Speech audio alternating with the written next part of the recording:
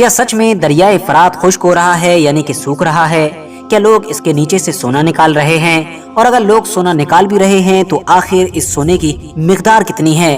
کیا سچ میں اس سوکھے ہوئے دریا کے نیچے سونے کا ایک پہاڑ موجود ہے؟ جیسا کہ ہم سبھی لوگ جانتے ہیں کہ مسلمانوں میں دریائے فرات بہت زیادہ مشہور ہے اور اس کو بہت زیادہ اہمیت دی جاتی ہے۔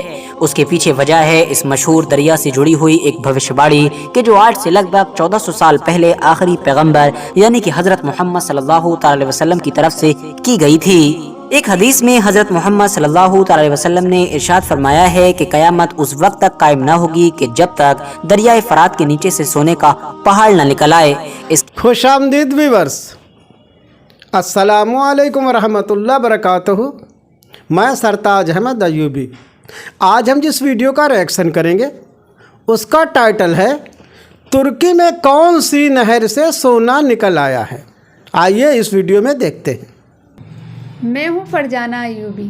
آپ کو اس ویڈیو کا لنک ڈسکرپشن باکس میں مل جائے گا، تو وقت کو بالکل ضائع نہیں کرتے ہیں اور ویڈیو شروع کرتے ہیں۔ کیا سچ میں دریائے فرات خشک ہو رہا ہے یعنی کہ سوکھ رہا ہے؟ کیا لوگ اس کے نیچے سے سونا نکال رہے ہیں؟ اور اگر لوگ سونا نکال بھی رہے ہیں تو آخر اس سونے کی مقدار کتنی ہے؟ کیا سچ میں اس سوکھے ہوئے دریا کے نیچے سونے کا ایک پہاڑ موجود ہے؟ جیسا کہ ہم سبھی لوگ جانتے ہیں کہ مسلمانوں میں دریائے فرات بہت زیادہ مشہور ہے اور اس کو بہت زیادہ اہمیت دی جاتی ہے۔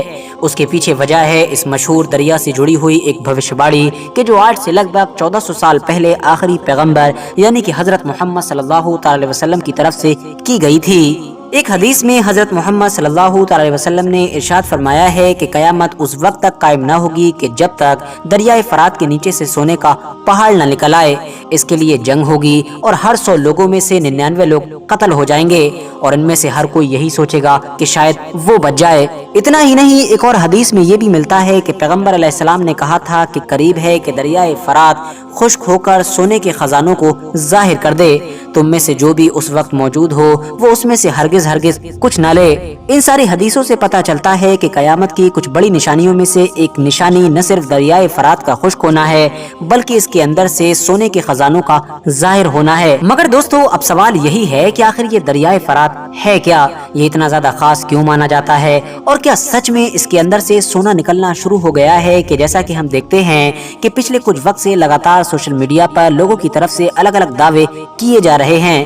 بہت سارے لوگ یہ دعویٰ کر رہے ہیں کہ یہ دریا نہ صرف خشک ہو چکا ہے بلکہ اس کے اندر سے ہزاروں سال پرانا ایک شہر بھی ڈھونڈ لیا گیا ہے اور اسی شہر کے اندر سے سونا نکل رہا ہے جس کو لوگ بڑی تیزی کے ساتھ نکال رہے ہیں۔ ویسے تو دریائے فرات یہ اوپر سے صرف 3 ہی دیشوں میں موجود ہے کہ جو ٹرکی سے شروع ہوتا ہے یعنی نارتھ ایسٹ والی سائڈ سے اور پھر سیریا میں انٹر ہوتا ہے، سیریا کے بعد گھومتا ہوا عراق میں آتا ہے اور عراق کو پار کرتا ہوا پرشین گلف میں جا کر گر جاتا ہے۔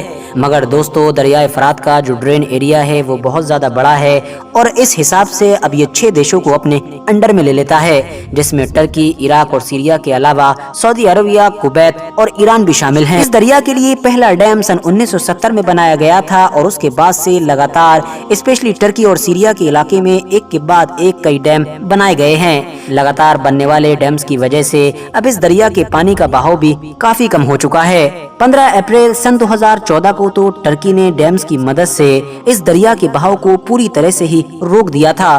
مگر اب آخر میں سوال ایک بار پھر سے یہی ہے، تو آخر دریائے فرات کا کیا معاملہ ہے؟ کیا سچ میں دریائے فرات سوکھ چکا ہے؟ کیا اس کے اندر سے سونا نکل رہا ہے؟ کیا لوگ بڑی مقدار میں اس کے نیچے سے سونا نکال رہے ہیں؟ تو سب سے پہلے تو میں آپ لوگوں کو یہ بتا دوں کہ دریائے فرات کے پانی کا بہاؤ بھلے ہی بڑی تیزی کے ساتھ کم ہوا ہو مگر ابھی بھی یہ پوری طرح سے سوکھا نہیں ہے۔ اور جہاں تک معاملہ سونے کا ہے کہ جو ہمیشہ سے ہی سب سے زیادہ ڈیمانڈ والی چیز رہا ہے، تو میں آپ کو بتا دوں کہ ویسے تو ایک لمبے وقت سے دریائے فرات کے بہت سارے الگ الگ کناروں پر بہت سارے لوگوں کی طرف سے سونا ڈھونڈنے اور بہت سارے لوگوں کی طرف سے سونا ملنے کے دعوے کیے گئے ہیں، یعنی ابھی بھی زیادہ تر ایکسپرٹس کا یہی ماننا ہے کہ اس طرح کے کوئی بھی ثبوت نہیں ملے ہیں کہ جو اس بات کی طرف اشارہ کرتے ہوں کہ دریائے فرات کے اندر بہت بڑی ماترا میں سونا موجود ہے یا پھر اس کے اندر سونے کے بڑے پہاڑ موجود ہیں۔ मगर अब सवाल यही है कि अगर एक्सपर्ट्स की ये बात मान ली जाए कि दरियाए फरात के अंदर सोने के पहाड़ नहीं हैं, तो आखिर कयामत की निशानी के तौर पर हदीस में किस सोने की बात की गई है। और वो कहते हैं कि वैसे भी कयामत इतना ज्यादा करीब नहीं है कि जितनी साफ तरीके से और बड़ी निशानी को हम लोग अभी से ढूंढने की कोशिश कर रहे हैं। जाहिर है जब कयामत नजदीक आएगी तो ऑटोमेटिकली दूसरी बड़ी कयामत की निशानियों की तरह ये निशानी भी जाहिर होगी और दरियाए फरात न सिर्फ सूखेगा बल्कि इसके अंदर से सोना भी निकलेगा। और वैसे भी मिसाल के तौर पर अगर अरब देशों को ही देख लिया जाए तो आज से 150-200 साल पहले भी किसने सोचा था कि इन लोगों की जमीन के नीचे क्या मौजूद है।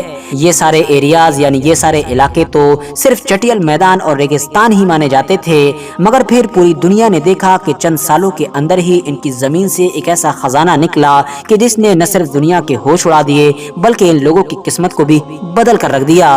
ठीक बिल्कुल ऐसे ही दरियाए फरात वाले केस में भी सब कुछ बहुत पहले से ही होना जरूरी नहीं है, बल्कि जब कुदरत की मंजूरी होगी तब ये सब कुछ अचानक से भी हो सकता है। आज के इस वीडियो में ये बताया गया है जो तुर्की के पास दरिया हो वो दरिया फरात है और आज से 1400 साल पहले अल्लाह के रसूल सल्लल्लाहु अलैहि वसल्लम ने पेशीन गोई बताई थी कि जब क़यामत नज़दीक आएगी तो एक निशानी जाहिर होगी कि फरात यानी दरिया फरात का पानी खुश्क हो जाएगा और उसके नीचे सोने का पहाड़ निकलेगा। तो अभी वो यानी निशानी पूरी होना बाकी है, अभी टाइम है और जब वो वक्त आ जाएगा तो दरिया फरात भी सूख जाएगा और उसके नीचे से सोना भी निकलने लगेगा। जैसे कि आज से 150 साल पहले लगभग सऊदी अरब में क्या था, कुछ नहीं था, जो है एक चट्टान था, मतलब समझ लो रेगिस्तान था। और 100-200 सालों में आज वो पोजीशन है जो पूरी दुनिया को हैरत अंगेज़ मामला बताता हुआ जो है कि पूरी दुनिया को तेल यानी सऊदी अरब का इलाका दे रहा है। तो इसी तरीके से जब क़यामत नज़दीक आएगी तो दरिया फरात भी खुश्क हो जाएगा और उसके नीचे से सोने का पहाड़ भी निकलेगा। तो आपको इस वीडियो में सबसे अच्छा क्या लगा हमें कमेंट सेक्शन में ज़रूर बताइएगा। वीडियो को लाइक शेयर एंड चैनल को सब्सक्राइब करें। तब तक के लिए अल्लाह हाफिज़।